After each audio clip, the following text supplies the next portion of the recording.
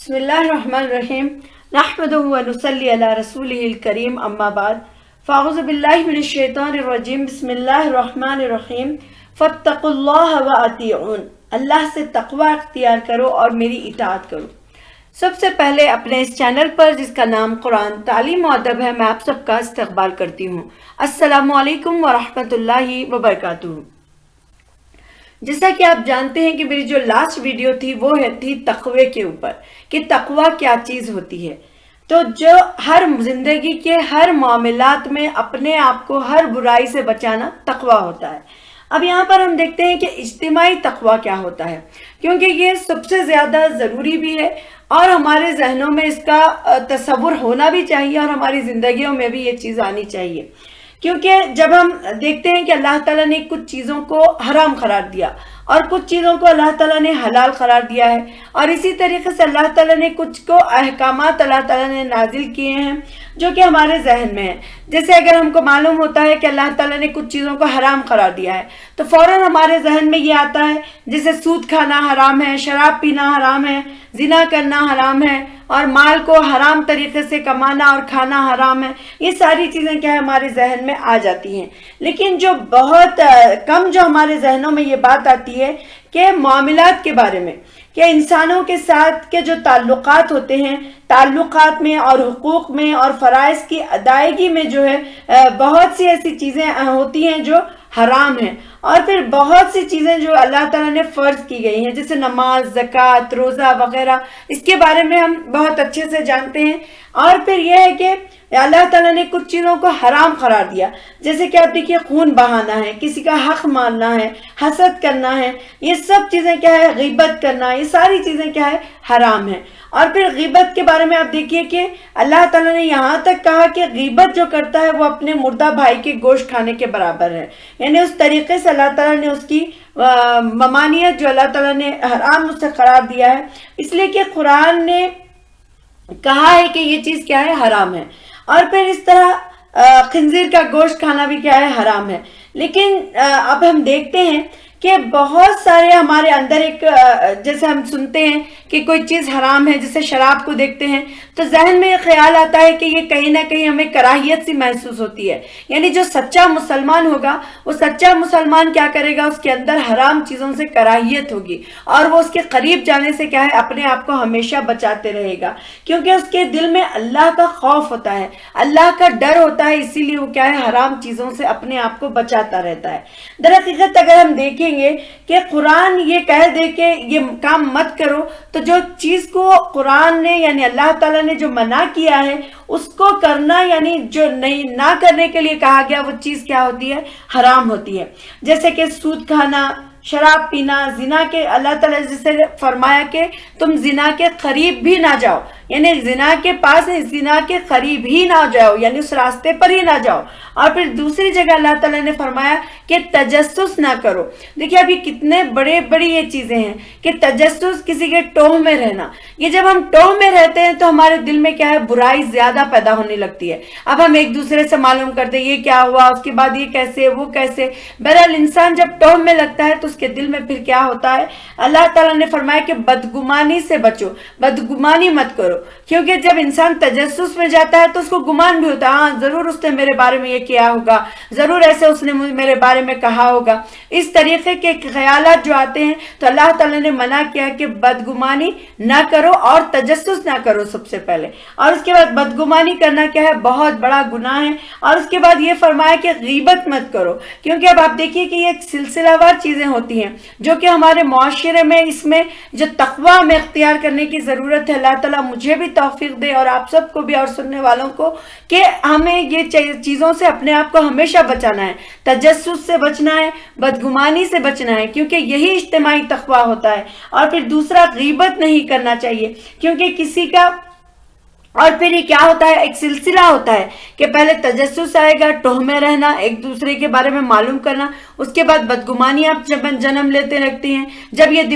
دل اور دماغ میں جب بدگمانی آتی ہے تو پھر غیبتیں شروع ہو جاتی ہیں، اور جب غیبتیں شروع ہو جاتی ہیں تو پھر انسان کیا کرتا ہے، اس کا مذاق اڑانے لگتا ہے، یعنی اس کی ساری اچھائیوں کو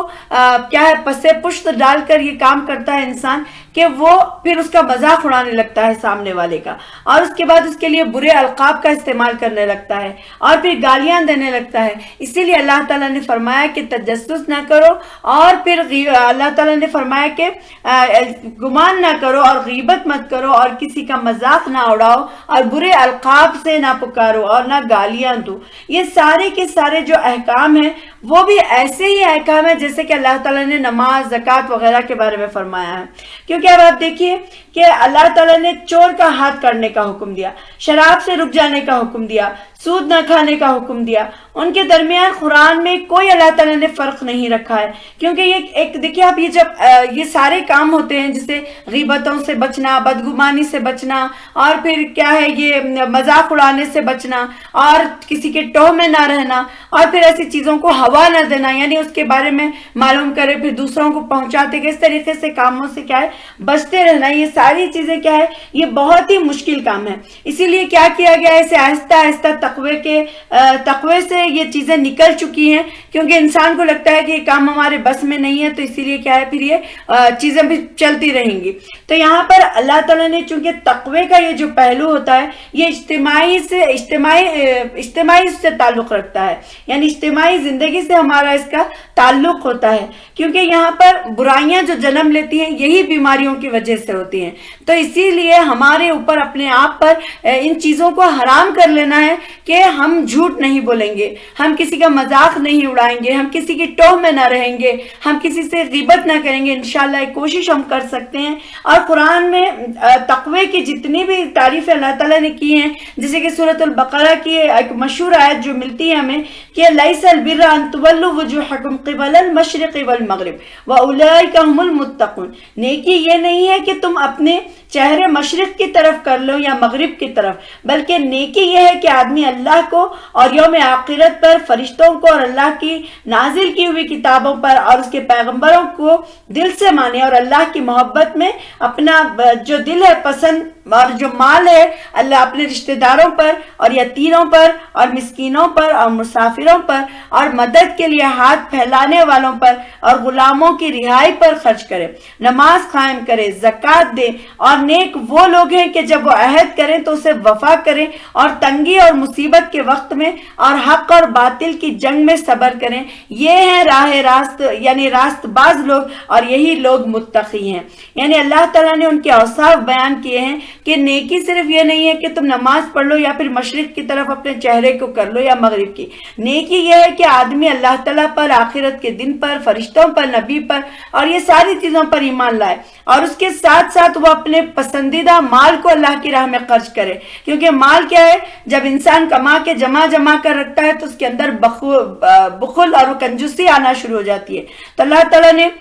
جو مال خرچ کرتے ہیں، یتیموں پر خرچ کرتے ہیں، مسکینوں پر خرچ کرتے ہیں، مسافروں پر خرچ کرتے ہیں، اور ان کے ہاتھ پھیلانے پر، غلاموں کی جو رہائی ہے اس کے معاملے میں خرچ کرتے ہیں۔ تو یہ سارے لوگ جب یہ عہد کرتے ہیں، اللہ تعالیٰ کے عہد کو پورا کرتے ہیں، اور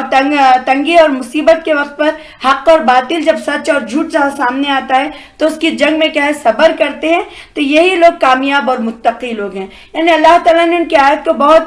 اس آیت میں بہت ہی اچھے طریقے سے متقی کے اوصاف کو بیان کیا ہے۔ اب قرآن میں جہاں احکامات کا ذکر آیا وہاں پر یہ کہا گیا کہ اللہ کے رسول صلی اللہ علیہ وسلم سے اپنے آپ کو آگے نہ بڑھاؤ، واتقوا اللہ، اور اللہ سے تقوی اختیار کرو، اپنی آوازوں کو اونچا نہ کرو، یہ بھی تقوی کی ایک نشانی ہے۔ اور پھر تقوی میں یہ بھی آتا ہے جیسے ہم ایک مجلس میں ہیں اور کہا جائے کہ آپ ادھر پھیل کر بیٹھ جائیں تو بیٹھ جائیں، سکڑ کر بیٹھ جائیں تو بیٹھ جائیں، اٹھنے کو کہا جائے تو اٹھ جائیں، کدھر بیٹھنے کے لیے کہا جائے تو بیٹھ جائیں۔ یہ بھی کیا ہے ایک بہت بڑی نیکی ہوتی ہے، اور یہ کوئی معمولی نیکی نہیں ہوتی، کیونکہ انسان کیا ہے یہاں پر اجتماعیت میں جب یہ ایک معاملے کو اپنے اچھا رکھتا ہے تو پھر کیا ہوتا ہے اس کی اجتماعی زندگی بہتر ہوتی ہے۔ یعنی ایک میں نے کوشش کی اور سب آپ نے کوشش کی تو ہمارے کئی ایسے گھر، ہمارے پورے معاشرے کے کئی ایسے گھر کیا ہے اس چیزوں سے بچتے ہوئے اپنی زندگی کو گزاریں گے، اور یہی جو ہوتا ہے اجتماعی تقویٰ ہوتا ہے کہ اللہ کے جو نبی آئے اور انہوں نے اللہ کی جو بندگی کرنے کی جو ہدایت دی،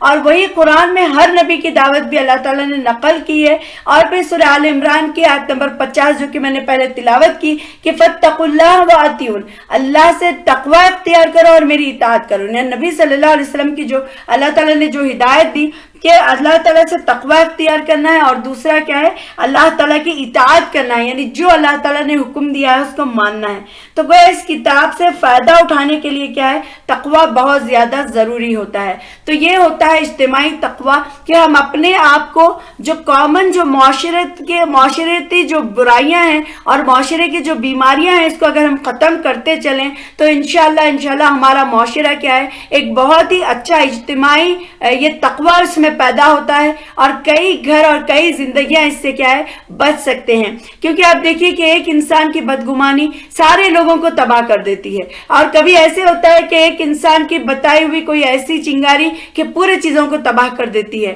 یا پھر کوئی ایسی آزمائش جس میں پھر کیا ہوتا ہے، انسان اس میں جھلس جاتا ہے اور پھر وہ کیا ہے اس پہ پورا نہیں اترتا. تو اسی لیے یہ کرنا ہے کہ اجتماعی تقوی اپنے اندر پیدا کرنے کی ضرورت ہے. جیسے آپ دیکھیں گے کہ ہمارے آس پاس کے ماحول میں، ہمارے رشتہ داروں میں، ہمارے دوست احباب میں، ہمارے مطلب فیملیز میں، یہ ساری چیزوں میں ہمیں یہ ذہن میں رکھنا ہے کہ ہمارے اندر یہ چیزوں سے اگر آ رہے ہیں، کیونکہ آئیں گے، یہ انسان کی فطرت ہے. ایسا نہیں ہم یہ کہہ سکتے کہ ہم میں یہ چیز پیدا نہیں ہوگی، ہمارے اندر یہ سارے گمان آئیں گے، یہ ساری چیزیں پیدا ہوں گی، لیکن یہ ہے کہ ہم اس کو اپنے اندر ہی دبا کر رکھیں اور اپنے اوپر حاوی نہ ہونے دیں، اور اللہ سے توبہ کریں اور اللہ تعالیٰ سے اس کی حفاظت کی دعا کرتے رہیں. تو یہ ہوتا ہے اجتماعی تقوی. تو